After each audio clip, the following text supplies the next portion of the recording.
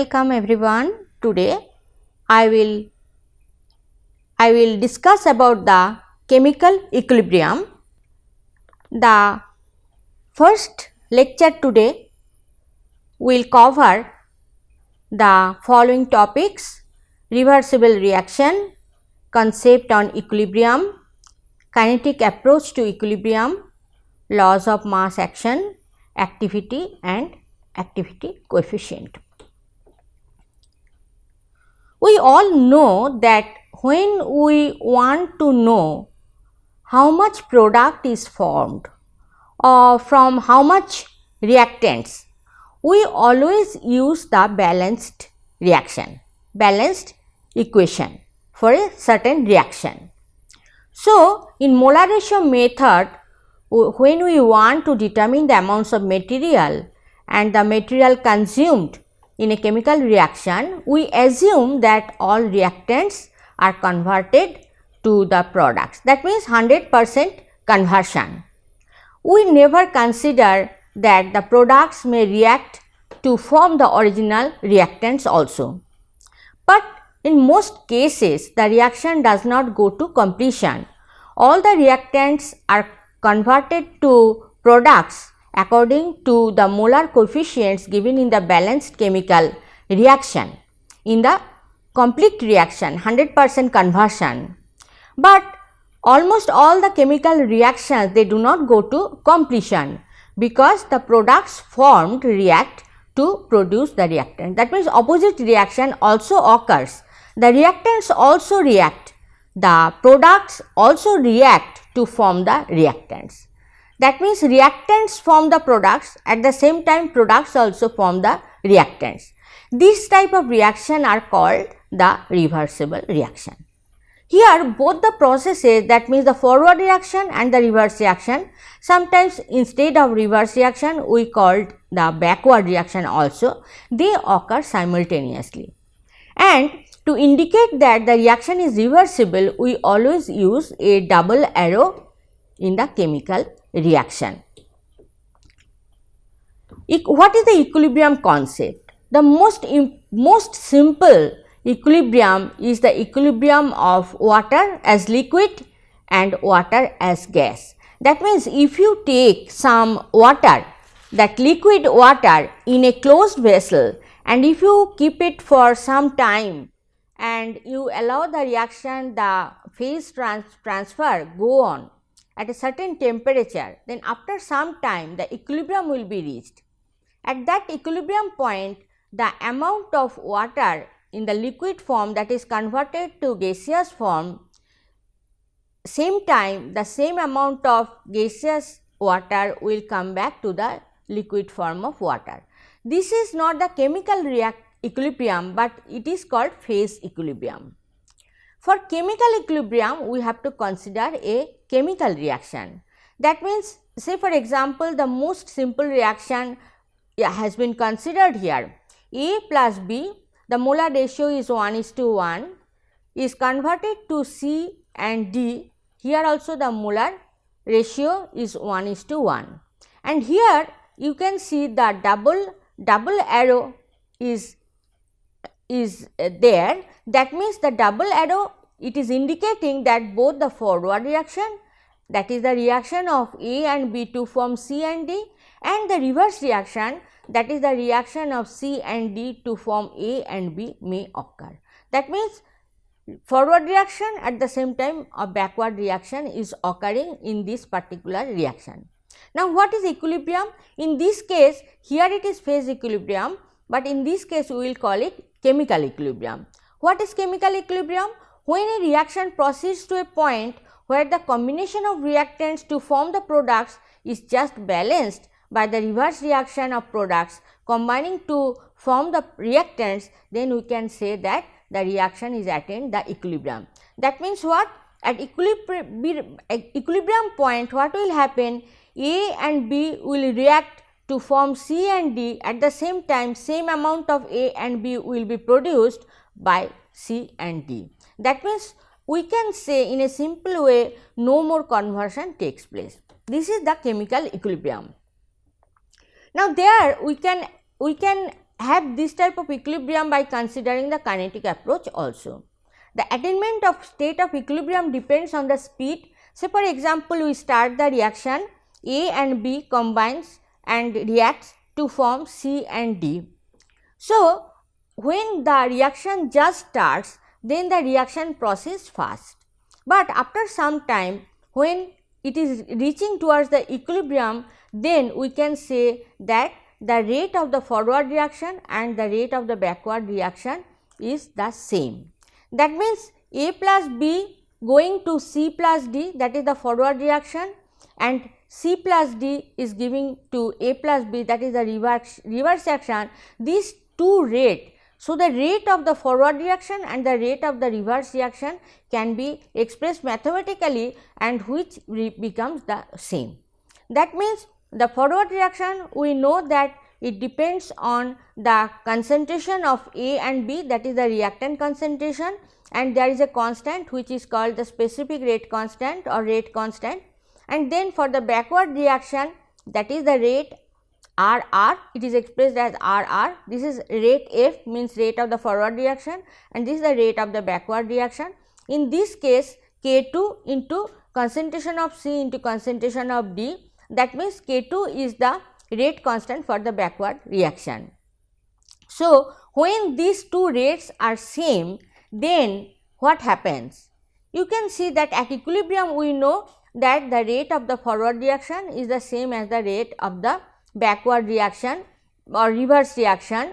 Then K1 into concentration of A into concentration of B is the same as K2 into concentration of C into concentration of D.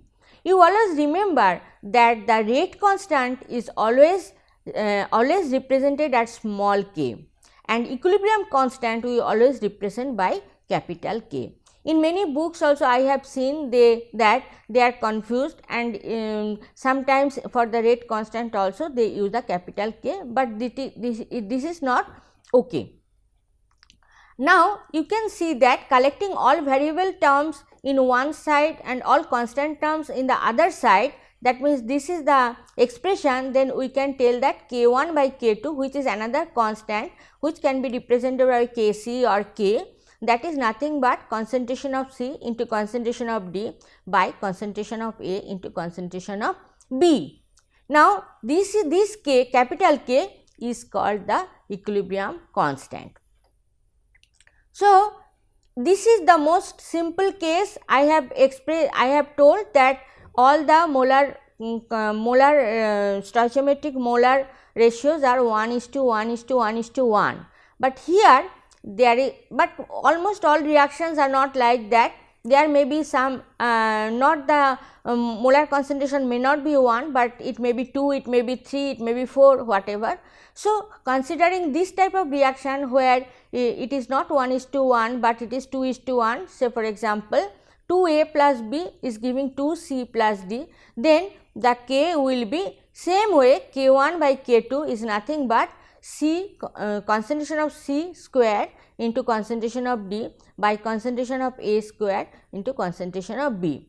But in the general reaction where A, that means A is the molar concentration of A and B is the, it is the stoichiometry actually. So, if we represent in this way, then we can write that K is nothing but C to the power C into concentration of C to the power C, concentration of D to the power D by concentration of A to the power A into concentration of B to the power B, where A, B, C, D represent the stoichiometric number of particles of A, B, C and D.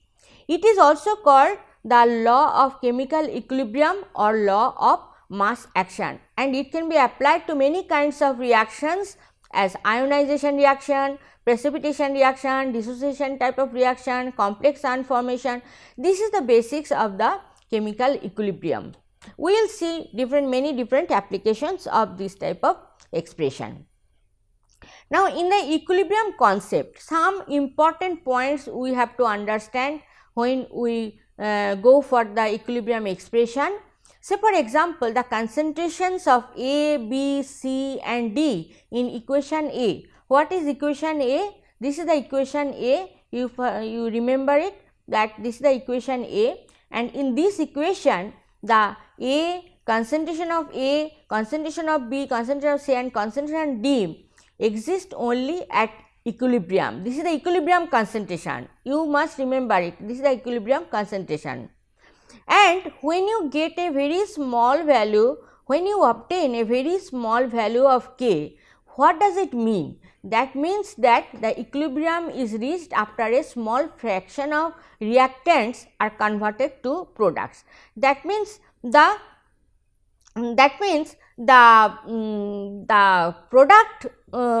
product obtained is less compared to the reactants that we are taking. And on the other hand, for a large value of Kc, it means that the large fraction of reactant molecules are converted to produce when the equilibrium is reached. That means which side the equilibrium is shifted, it will tell that whether it is going more towards the right hand side or it is going more towards the left hand side. That you can understand from the value of Kc. For a system in equilibrium, an increase in reactant concentration, this is law of mass action. When you increase the reactant concentration, say for example, some system is in equilibrium, now you increase the reactant concentration, then what will happen? It will go towards the right, the forward reaction will go on. On the other hand, if you increase the product concentration, then it will go to the reverse direction. This is the actually this is explained by the La Chatelier principle. Okay, I will go to this later, but for the time being you please remember this thing, that K value is constant, but how much it is towards the right hand side or it is towards the left hand side, that will be decided by the concentration of the reactants and the products.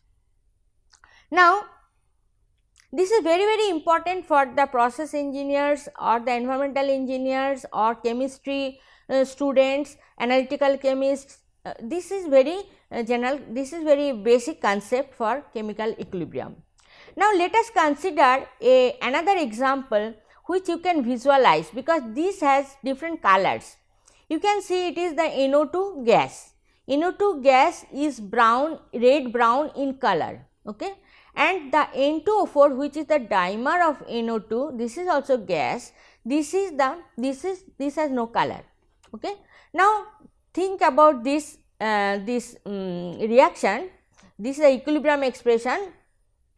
So, depending on the condition, that means the temperature, you can see different colors. If you take NO2 in a closed vessel, if you cool it or if you heat it, you will see the two different colors that is prevailing, okay. Now, here you can see the N2O4, the red brown color. When the NO2 goes to N2O4, the red brown color is restored, okay. So, N2O4 has no color.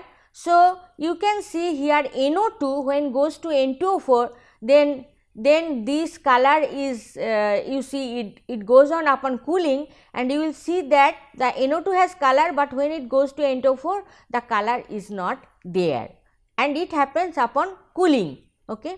And the reverse reaction, that means N2O4 goes to NO2 when the temperature is raised, that means here you see that there is no color, and then it goes to NO2, and so red brown color is restored. You can see it, you can visualize it, because the two different things are two different colors. That is why you can see it when you do it in a closed vessel and if you properly maintain the temperature, okay. At high temperatures, the intense red brown color indicates that NO2 predominates, okay. At equilibrium, the rates of forward and reverse reactions are equal, and there is no further net change in the partial pressures of reactants or products, okay. This is the equilibrium condition, okay, and the experimental value of K is 8.8 at 25 degrees centigrade. You will always see that when the K value is mentioned, we must tell about the temperature, because it varies with temperature. We have also seen when I explained the acid bases, I have told that either K value or Kb value or Kw value, I have mentioned about the temperature. So, temperature is very important. Now, if we express both in terms of partial pressure, then this value is like that. Okay. If we express in some other different ways, then maybe K value will be different. Now, N2O4 as are expressed in atmosphere, both NO2 and N2O4, the partial pressures are expressed in atmosphere. Therefore, the NO2 N2O4 reaction mixture is in equilibrium as we see here, and then at the particular temperature, at a particular temperature, say at 25 degrees centigrade, the equilibrium expression will be like this. You have to consider this, then K is nothing but the, here it is partial pressure because it is gas. So, partial pressure of N2O4 by partial pressure of NO2 to the power 2, that means square. Okay. This is the expression. This expression you always do in case of either gaseous equilibrium or in the aqueous equilibrium. So, concept is the same, but you have to use different types of concentrations. In terms of gas, if it is gas, then you have to use the partial pressure. If it is in ion form in the aqueous solution, then moles per liter.